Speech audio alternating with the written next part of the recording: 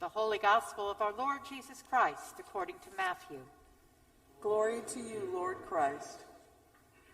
When the wise men who had come from the east had departed, an angel of the Lord appeared to Joseph in a dream and said, "Get up, take the child and his mother and flee to Egypt, and remain there until I tell you. For Herod is about to search for the child to destroy him." Then Joseph got up, took the child and his mother by night, and went to Egypt, and remained there until the death of Herod. This was to fulfill what had been spoken by the Lord through the prophet. "Out of Egypt I have called my son."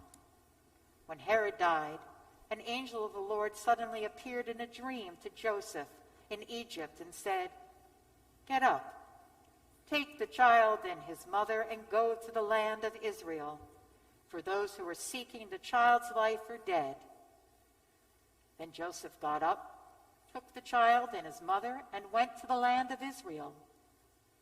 But when he heard that Archelaus was ruling over Judea in place of his father Herod, he was afraid to go there. And after being warned in a dream, he went to the district of Galilee. There he made his home in a town called Nazareth, so that what had been spoken through the prophets might be fulfilled. He will be called a Nazarene.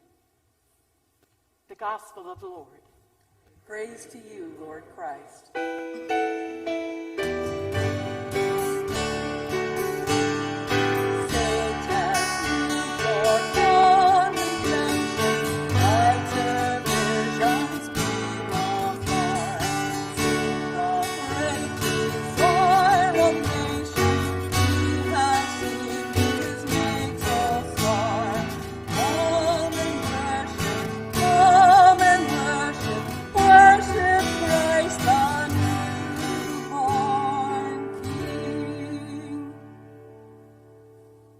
In the name of the Father, Son, and Holy Spirit. Amen. Please be seated.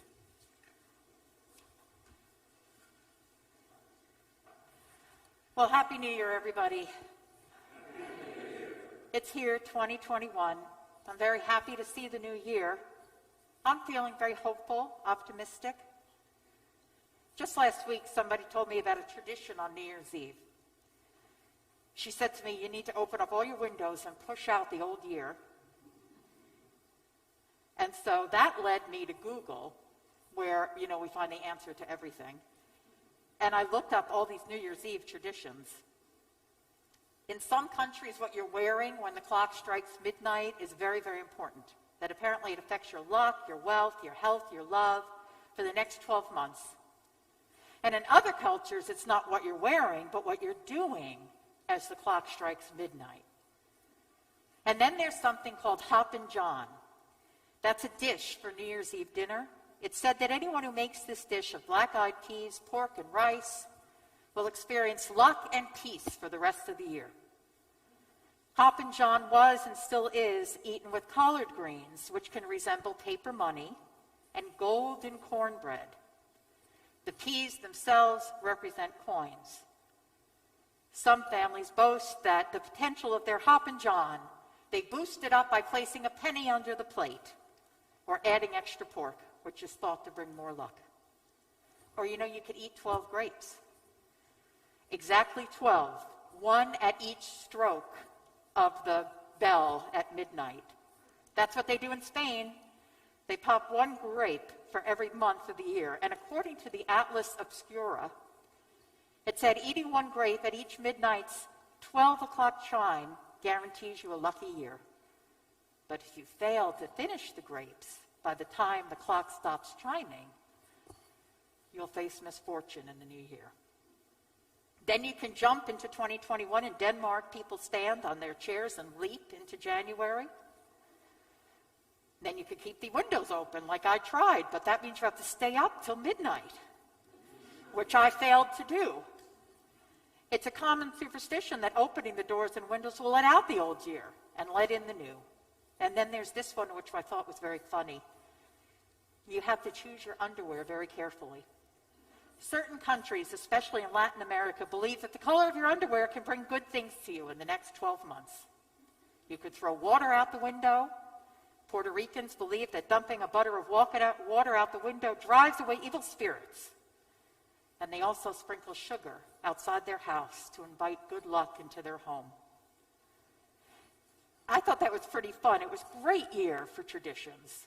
It was great. I planned it well, even though I fell asleep. I did open my windows, and I even was going to plug in my blow dryer to really blow out the old year. Because yes, 2020 was a difficult year. I don't think any of us would disagree with that. We've suffered a lot this year. We've suffered a lot of losses this year. I talked to a nurse just about 3 days ago, and she said, it's been a really bad year, but I really hope, sorry, I forgot to take this off. But I really hope, she said, that maybe something good will come from it. And I thought that was very optimistic. And I began to think about that. I began to think about 2020 and what is coming out of this year that we can hold on to. I've had a very difficult week this week. I lost one of my dearest friends, one of my closest friends, someone that was like a brother to me. Died on Tuesday of complications from the coronavirus. And it got me thinking so much about this year. And I began to look for the good. Because in the midst of so much loss, we have to find a way to hold on to something. So I thought of my friend. I thought of Paul. He was a wonderful person. Even up right until the very end, he was thinking of other people. And that's the good news that I've seen in 2020. There's been bad things, but there's also been some wonderful goodness that has left a real impact on my life. Paul was an Episcopal priest, and before he got sick, he was still calling people to check on them. He led a healing service via Zoom. And then in April, he showed up at my door when I casually said that I'd gone to the supermarket and it wasn't about toilet paper. I couldn't find any rice. And so an hour later, my doorbell rang, and there was Paul. He had 8 different kinds of rice in a bag. Friends and strangers helping each other out during this very difficult time. Putting other people first. That has really become the hope and goodness of 2020. And you know, we've all participated in that. Just last week, we collected over 1,000 pounds of food during our Advent food collection for the Gladiolus Food Pantry. A really good example of the goodness and hope of 2020. The gospel this morning continues the Christmas story. Joseph is told in a dream to take Mary and the baby to Egypt, and the angel said, Herod's looking for you. Herod is looking for you because he wants to destroy your child. So what's happening is we've moved from the stable. We're starting to move from the stable. Epiphany is Wednesday. January 6th, when the 3 wise men came to bring gifts to the baby Jesus. That beautiful scene of the 3 beautiful wise men in their beautiful, lavish robes, bringing gold, frankincense, and myrrh. But the kings too were fearful of Herod. So their story takes a little turn as well. They decide to go home by a different route also. They don't want to go back to Herod for fear of what he might do. Several years ago, I showed a Christmas movie to a Sunday school class. It was a Christmas story. And when we finished, I had a mother come in to me, and she was very, very upset. She was very angry. She was angry because in the movie, it showed the moment when Herod orders all of his soldiers to go through the towns and to kill any baby under the age of 2, any baby boy under the age of 2. She thought, how could I do that? That's terrible. How could that be in that movie? And I said to her, it is terrible, but it's part of the story. Every day we see good and bad things, and we wish that we could just bury and ignore the bad things. But the truth is, they're part of our story. They will always be part of 2020. This year will go down in history as being a difficult time in our world. Any movie that comes out cannot erase that. I believe, though, that if we search hard enough, we can find that everything really wasn't bad this year. Last week, a local reporter was on the news, and he had gone downtown, and he was asking people, what was something good that happened in 2020 for you? And the first few people were like, nothing. It was terrible. This one man's like, nothing good happened, and he walked away. But then, one man said, well, my daughter got married this year. And another couple said, we had a baby this year. And then a younger man said, actually, I got into the college of my choice this year. So then more and more people were finding some little pockets of good news, something joyful that they could celebrate in 2020. So my hope is that as we push out 2020, that we don't push everything out. Then the coronavirus, that could go right out the window. But not what it's taught us, not what it's given us. This year has reminded me, it's reminded many of us to appreciate each other, to take care of each other, to take each day just as a day and be grateful for that day. 2020 has taught us to slow down, to take our time, because we've had to wait for a lot of things. It's taught us to look at each other. It's taught us to not just glance, but to really look, to learn how to read each other's eyes, because our mouths are covered by a mask. Somebody just said to me this morning, are you okay? Because your eyes are telling me you're not smiling. It's taught us that so much of what we need to do every day is not necessarily just about us, but about each other. If we don't wear a mask, maybe somebody else might get sick.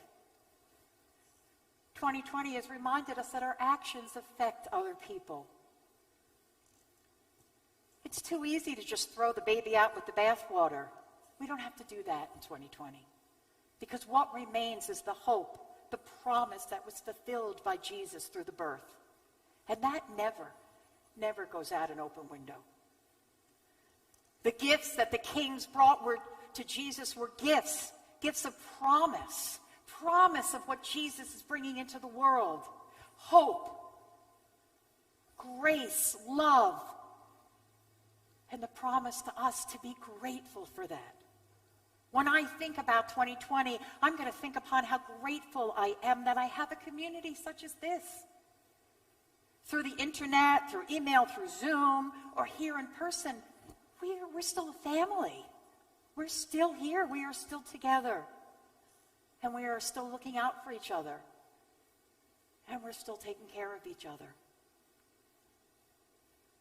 So I pray that 2020 can bring us moments of grace that we can hold on to, that we can gratefully receive and share. It's too easy to just brush off the whole year. There's goodness, there's grace, and that's what gives us the renewed strength. That's what gives us the hope to stay strong, what we need to stay strong as we begin 2021.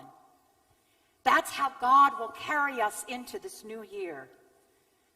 Because there's always opportunities for hope, for love, for healing. And that's not a tradition or a superstition like eating 12 grapes or sprinkling sugar outside your door. That is truth. That is the truth. God's promise in this year is the same as it is every year. It was the same in 2020, and it's the same in 2021. Strength, hope, peace, grace. This new year is a chance for healing and a chance for hope. Never give up on that. Never throw that away. For with hope we have faith. And with faith, we have everything. Amen.